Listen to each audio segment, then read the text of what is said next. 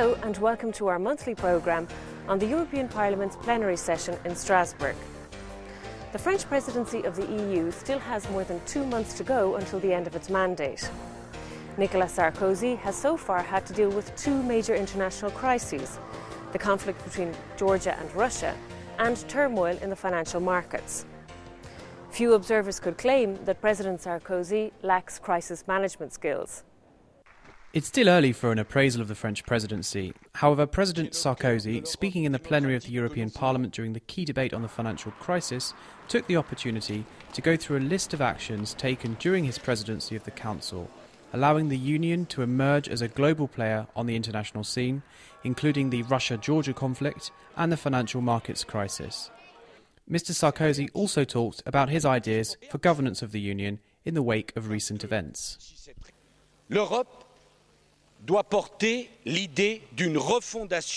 Europe must be the standard bearer for the idea of reforming global capitalism.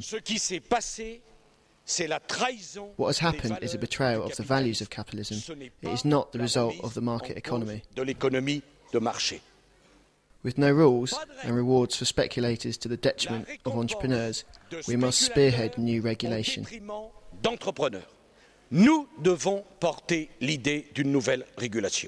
This regulation should prohibit banks from working with tax havens and operating without being subject to any regulation. It should also be based on fixed exchange rates rather than currency rates. Je suis de ceux donc qui pensent que ça serait une très grave erreur. I am one of those who think that it would be a very serious mistake not to reform our institutions. Very serious, and particularly because to respond to issues as complicated as Georgia and Russia, the financial crisis, the economic crisis, it does not seem sensible to have a rotating presidency every 6 months. The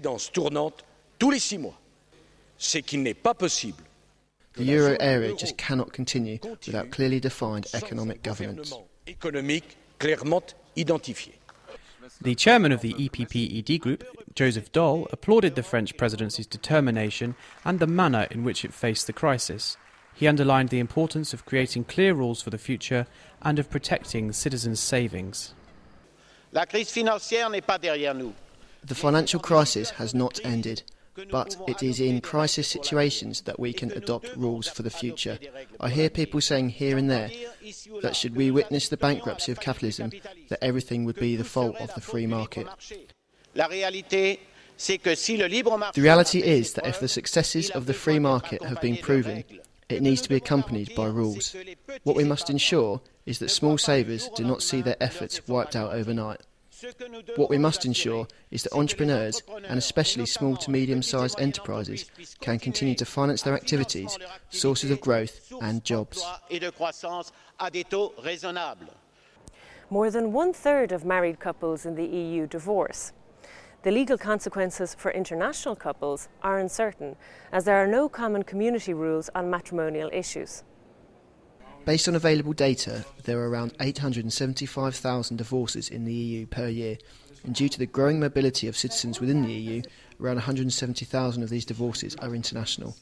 With the increasing number of international couples divorcing each year in the European Union, the couples will soon be able to choose the member state where they wish to divorce if they have other defined links with it, such as the place of marriage or their nationality. Panagiotis Demetriou, EPP-ED group spokesman on the issue, underlined the importance of marriage in modern society. Family law is a serious matter, and the particular aspect and procedure which we examine in reference to divorce is one of its most important points. Our policy does not favour the dissolution of marriage. On the contrary, we want to reinforce it. However, nowadays, divorce is a social reality, and we have to deal with it.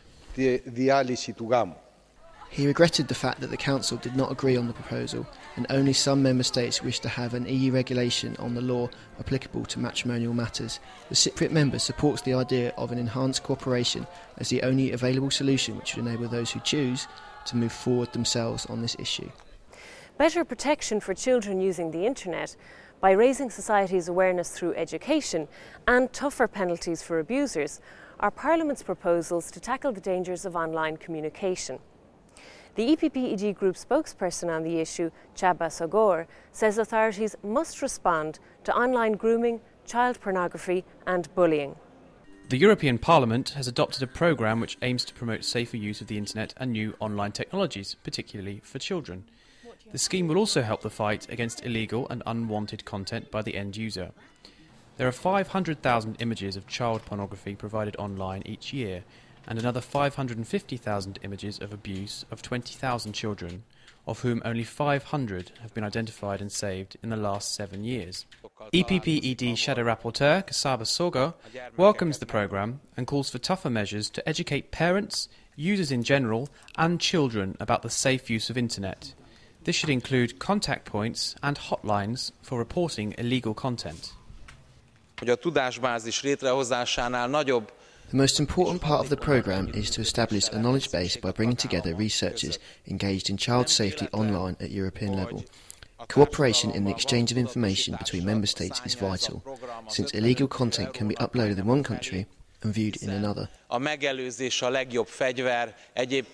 Prevention is the most important part of the programme, and this is the reason why 48% of the budget will be used for this purpose.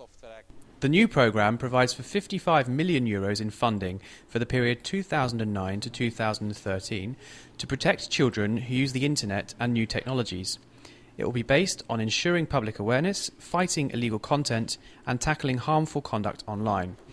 A knowledge base should be established to encourage cooperation and exchanges of good practice at international level. ERASMUS Mundus is one of the most successful programmes in the EU, scheduled to end in December. The European Parliament has voted for its extension until 2013. Erasmus Mundus aims at enhancing the quality of higher education in Europe by promoting cooperation with third countries. On behalf of the EPP-ED group, the biggest political group in the European Parliament, Ludmila Novak presented her report and stressed the support of the EPP-ED group for the Erasmus Mundus program. The group would like to accelerate the adoption of the report so that the renewed Erasmus Mundus could already begin from next year. Ludmila Novak pointed out that the exchange of knowledge and scientific achievements are essential for the world's development. It is also important to encourage young researchers towards mutual cooperation.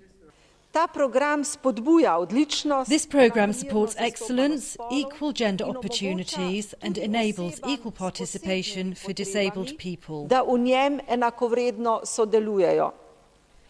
We have to attract young researchers from developing countries, and at the same time we must not cause brain drain from the countries that already lack highly educated people.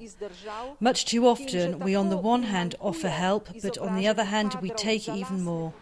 The EPP-ED group wants a simple administrative process in order to facilitate the visa approval system. Students and scientists must primarily be free to focus on their studies and research, rather than on navigating through a slow and difficult visa application process. For more information on our session report, log on to our website, epp-ed.eu. See you again soon.